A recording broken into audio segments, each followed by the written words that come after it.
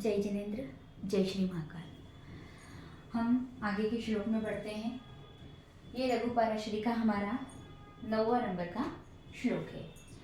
बुधस्तदनु चंद्रोपि भवेतदनु तीतवः न रंध्रेशत्व दोषस्तु सूर्या चंद्रमसो भवेतः। उसके पहले हमने 6 नंबर का एक 6 नंबर का एक श्लोक पढ़ा था कि भाग्य व्याधि पत्येन रंध्रेशो न शुभ फल प्रदाता स एवं शुभ संधाता लग्नाधीशोपि चेतस्य।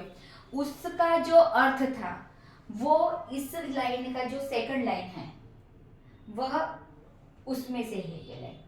और जो हमने एक और श्लोक पढ़ा था केंद्राधिपत्य दोषस्तु बलवान गुरु शुक्रयो मारकत्वे पीचतयो मारक स्थान सन्न स्थिति। मतलब केंद्र के मालिक यदि गुरु शुक्र होते हैं तो उन्हें केंद्र का दोष लगता है।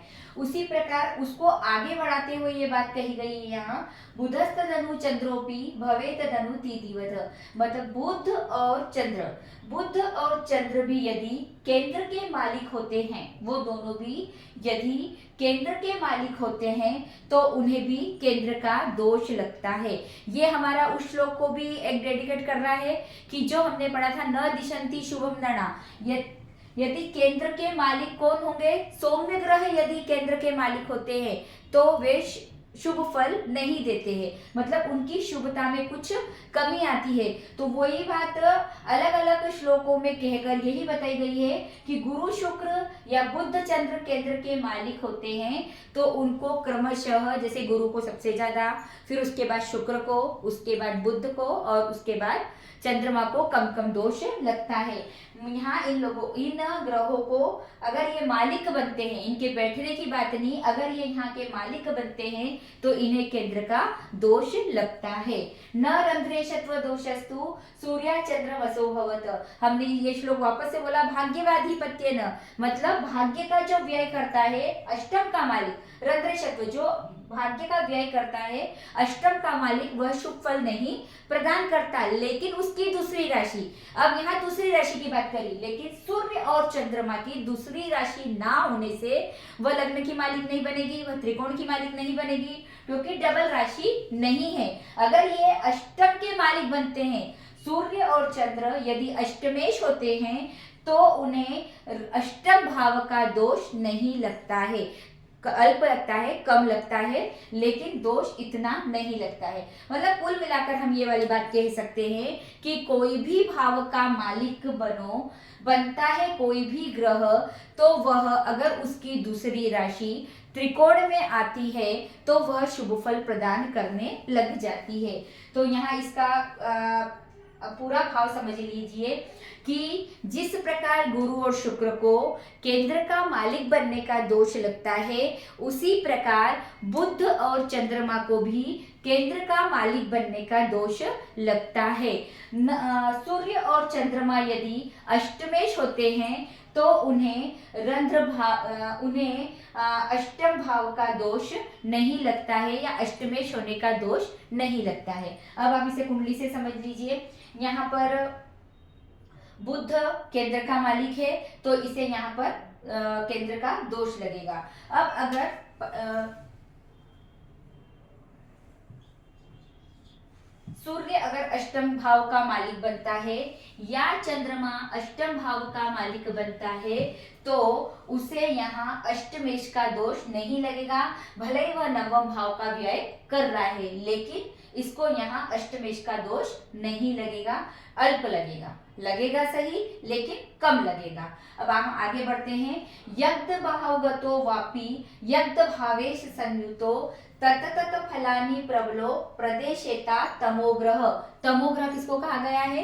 राहु और केतु को तमोग्रह कहा गया है। अभी तक हमने जितने भी श्लोक पढ़े हैं उनमें आपके केंद्र की बात हो गई, द्वितीय भाव व्यय भाव की बात हो गई, त्रिशिराय के मालिक बनने की बात हो गई, त्रिकोण के मालिक बनने की बात हो गई, तो ये सारे हो गए। अब बचे थे हमारे सिर्फ राहु और केतु। इनको मालिक हक नहीं मिला गया है। इसलिए अगर ये राहु केतु कुंडली में होते हैं तो किसके अनुसार फल के करते हैं, ये इस श्लोक में बताया गया है। तो यद भावगतो मतलब जिस भाव में वह गत मतलब बैठते हैं, जिस भी भाव में कौन, तमोग्रह, जो भी भाव में तमोग्रह यानी राहु और केतु जिस भाव में बैठते हैं, यक्त भावेश संयुतो या जिस भाव में बैठते हैं उसके मालिक के साथ होते हैं, तत् फलानी वैसा वैसा वे फल करते हैं। इसका क्या अर्थ हुआ मेन, राहु और केतु जिस भाव में बैठते हैं या जिस मालिक के मतलब जिस भावेश के साथ बैठते हैं, वैसा वैसा कुंडली में फल करते हैं, वैसा वैसा वह फल देते हैं। अब इसको कुंडली से समझ लो। यहाँ पर दशम भाव का मालिक है, यहाँ पर दशम भाव का मालिक है कौन,